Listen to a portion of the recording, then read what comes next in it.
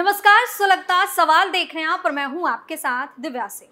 दलाल पत्रकारों की गैंग आज थर थर कांप रही है क्योंकि दिल्ली पुलिस के बाद अब सीबीआई ने दलाल पत्रकारों पर डंडा चलाया, दौड़ा दौड़ा कर पीटा है और ऐसा धमाकेदार खुलासा किया है जिसे सुनकर मोदी सरकार भी हैरान हो गई। भारत में पकड़ी गई चीन की चोरी से ड्रैगन भी कांप उठा है क्योंकि भारत के ये दलाल पत्रकार चीनी फंडिंग पर घिनौनी साजिश रच रहे थे, जिसमें न सिर्फ कांग्रेस बल्कि अभिसार शर्मा समेत तमाम बड़े पत्रकार शामिल हैं। तो ऐसे में अब सीबीआई ने अपने हाथों में केस लेते हुए ताबड़तोड़ छापेमारी की। सीबीआई की एक टीम सबसे पहले दिल्ली में न्यूज क्लिक के फाउंडर और एडिटर प्रवीर पुरकास्त के घर गई, जहां एक बार फिर बारीकी से छानबीन की गई। लगभग 8 लोगों की टीम ने कई घंटों तक पुरकास्त के घर में तलाशी ली। इसके साथ ही टीम ने पुरकास्त की पत्नी गीता हरिहरन से भी पूछताछ की है। पुरकास्त की पत्नी से सीबीआई के सामने कई बड़े खुलासे कर दिए, जिससे इन दलाल पत्रकारों का घिनौना राज बाहर आ गया है। न्यूज क्लिक की देश विरोधी गतिविधियों पर तमाम तरह के सवाल सुलग रहे। सीबीआई ने न्यूज क्लिक के पत्रकारों पर क्या एक्शन लिया? चीन से पत्रकारों को फंडिंग के क्या सबूत मिले? दलाल पत्रकारों पर सीबीआई के वार से क्यों घबराई कांग्रेस? दिल्ली पुलिस ने कोर्ट में क्या क्या खुलासे किए? इन सवालों से चीनी दलाल पत्रकारों के घर में बवाल खड़ा हो गया है, क्योंकि आगे जो एक्शन होगा उससे राहुल गांधी के भी पसीने छूट जाएंगे। तो क्यों कांग्रेस न्यूज क्लिक पर एक्शन से घबरा रही है, इसका खुलासा करेंगे आगे, लेकिन उससे पहले सीबीआई के एक्शन पर नजर डालते हैं। एक तरफ तो दलाल पत्रकार पुरकास्त और न्यूज क्लिक में एचआर हेड अमित चक्रवर्ती को 10 दिन की जुडिशियल कस्टडी में भेज दिया गया है। कोर्ट में बड़े बड़े खुलासे पुलिस ने किए हैं। दूसरी तरफ न्यूज क्लिक के चीनी कनेक्शन के मामले में सीबीआई ने मामला दर्ज किया है। सीबीआई ने न्यूज क्लिक के खिलाफ एफसीआरए के उल्लंघन का मामला दर्ज किया है और इसी सिलसिले में जांच शुरू की गई है। आखिर क्यों न्यूज क्लिक के पत्रकारों पर शिकंजा कसा जा रहा है? क्यों न्यूज क्लिक के दफ्तर को भी सील किया गया है? चलिए बताते हैं। दरअसल दिल्ली पुलिस की स्पेशल सेल ने देश भर में 88 जगहों पर छापेमारी की। इस दौरान तमाम पत्रकारों को हिरासत में लिया गया, जिसमें अभिसार शर्मा का नाम भी शामिल था। हालांकि पुलिस ने बाद में इन लोगों को छोड़ दिया, लेकिन 3 अक्टूबर को न्यूज क्लिक के फाउंडर और एडिटर प्रवीर पुरकास्त और चक्रवर्ती को गिरफ्तार किया गया। पुलिस ने दिल्ली में न्यूज क्लिक के ऑफिस को भी सील कर दिया था। एफआईआर के मुताबिक भारत की संप्रभुता को बाधित करने और देश के खिलाफ विद्रोह को बढ़ावा देने के लिए न्यूज पोर्टल को बड़ी मात्रा में चीन से फंड मिला था। इस सिलसिले में दोनों आरोपियों को आतंकवाद विरोधी कानून यूपीए के तहत दर्ज एक मामले में गिरफ्तार किया गया। उन पर आरोप है कि उन्होंने न्यूज पोर्टल न्यूज क्लिक को चीन के प्रचार प्रसार के लिए धन मिला था, यानी कि ये लोग भारत के साथ गद्दारी कर रहे हैं और चीनी फंडिंग पर पनप रहे हैं।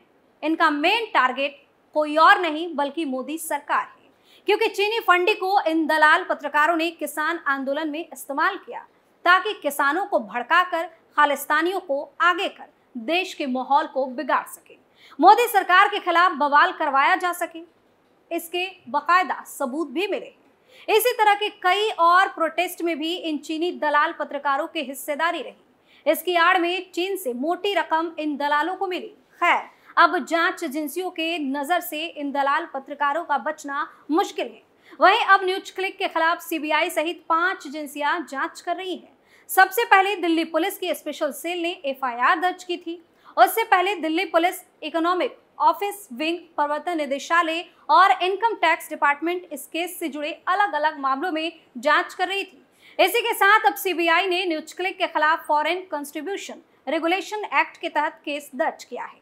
न्यूज क्लिक से जुड़ा ये मामला आखिर क्या है, कैसे इसने देश की सुरक्षा को ताक पर रखा, चलिए समझाते हैं। दरअसल न्यूज क्लिक एक डिजिटल मीडिया प्लेटफॉर्म है जिसके ऊपर विदेशी फंडिंग का मामला दर्ज हुआ है।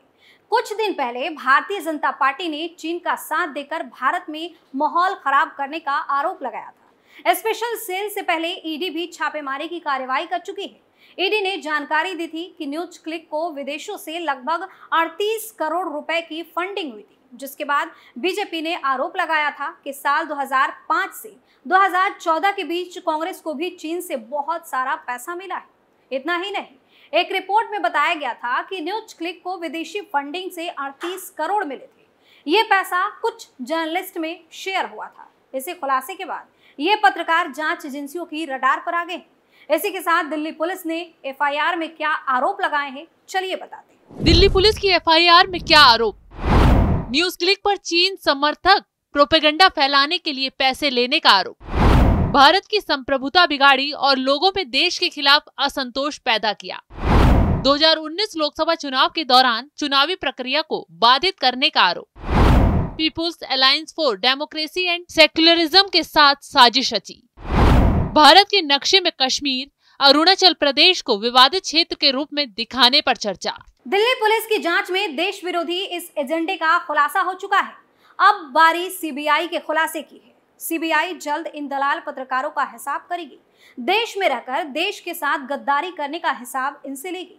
तो आगे कुछ बताएं, उससे पहले ये भी जान लीजिए कि आखिर चीनी फंडिंग कितने पत्रकारों को कैसे की गई और कितने कितने रुपए का बंदरबाट हुआ। दरअसल ब्रिटेन और अमेरिका में कुछ ग्रुप चीन के प्रोपेगेंडा को प्रमोट करने में जुटे हैं। इन संगठनों की जांच की गई तो सामने आया कि अमेरिकन मिलियनियर नेविल राय सिंघम इसकी फंडिंग कर रहा है। इन्हीं के जरिए news click studio private limited को चीन से फंडिंग मिली। इसके बाद इन पैसों का खेल शुरू कर दिया गया। गौतम नौलखा को 20,45,000 रुपए दिए गए। गौतम भीमा कोरेगांव मामले का आरोपी है, जिस पर हिंसा भड़काने का आरोप है। इसी के साथ ही सीपीआईएम के आईटी सेल के मेंबर बप्पादित्य सिन्हा को 52,09,000 रुपए दिए गए। तिस्ता सीतलवाड़ के पति जावेद आनंद को 12,61,000 रुपए दिए गए। तिस्ता सीतलवाड़ की बेटी तमारा को 10,93,000 रुपए दिए गए।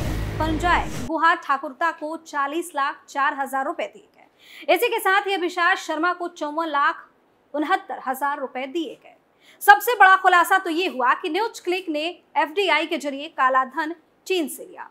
इसी के साथ एक इन्वेस्टिगेशन रिपोर्ट में सामने आया कि सिंघम के साथ मैसाचुसेट्स में एक थिंक टैंक, मैनहट्टन की संस्था, दक्षिण अफ्रीका में एक राजनीतिक दल, भारत और ब्राजील में न्यूज ऑर्गेनाइजेशन सहित कई ग्रुप जुड़े हैं।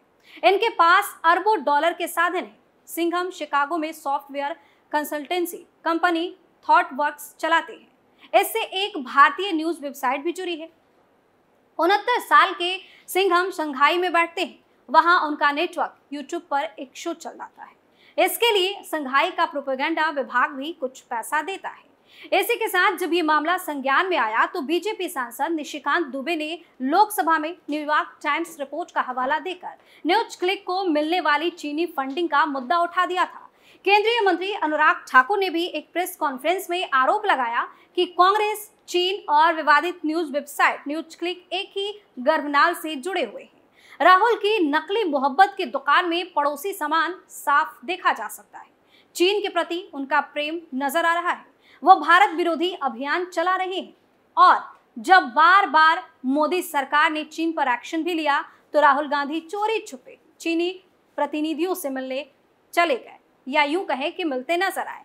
खैर, जब मामले पर दिल्ली पुलिस ने पूरी जांच पड़ताल के बाद एक्शन लिया तो सबसे ज्यादा बेचैनी राहुल गांधी को हुई, क्योंकि अब धीरे धीरे जांच की आंच उन तक भी पहुंचने वाली है, क्योंकि 5 एजेंसियों ने न्यूज क्लिक को रडार पर ले रखा है और दिल्ली पुलिस ने उसके खिलाफ आईपीसी की धारा 153A धर्म, जाति के आधार पर विभिन्न समूहों के बीच दुश्मनी को बढ़ावा देना के साथ साथ यूएपीए की कई धाराएं 13, 16, 17, 18 और 22 भी लगाई है। धारा 16 आतंकी मामलों से जुड़ी, धारा 17 आतंकी गतिविधियों के लिए फंडिंग जुटाना, धारा 18 षड्यंत्र की सजा, धारा 22C कंपनियों द्वारा किए गए अपराध की सजा है। इसी सिलसिले में 22 अगस्त को दिल्ली हाईकोर्ट ने न्यूज क्लिक के एडिटर इन चीफ प्रबीर पुरकास्त को नोटिस दिया था। ये नोटिस दिल्ली पुलिस की इकोनॉमिक ऑफेंसेस विंग यानी EOW की याचिका पर दिया गया। पुलिस ने याचिका में कोर्ट के अंतरिम आदेश को वापस लेने की अपील की थी, जिसमें न्यूज साइट के खिलाफ सख्त एक्शन लेने पर रोक लगा दी। लेकिन बाद में कोर्ट ने सबूतों को देखते हुए जांच एजेंसियों को राहत दी और जांच टीम ने चीनी दलालों को गिरफ्तार कर पूरे मामले का भंडाफोड़ किया। लेकिन जिस तेजी से इस केस में खुलासे हो रहे हैं और जांच चल रही है, जल्द कांग्रेस का काला चेहरा भी बेनकाब होने वाला है। सुलगता सवाल में आज के लिए इतना ही। नए मुद्दे के साथ फिर से पेश होंगे, तब तक के लिए आप देखते रहिए कैपिटल टीवी। नमस्कार।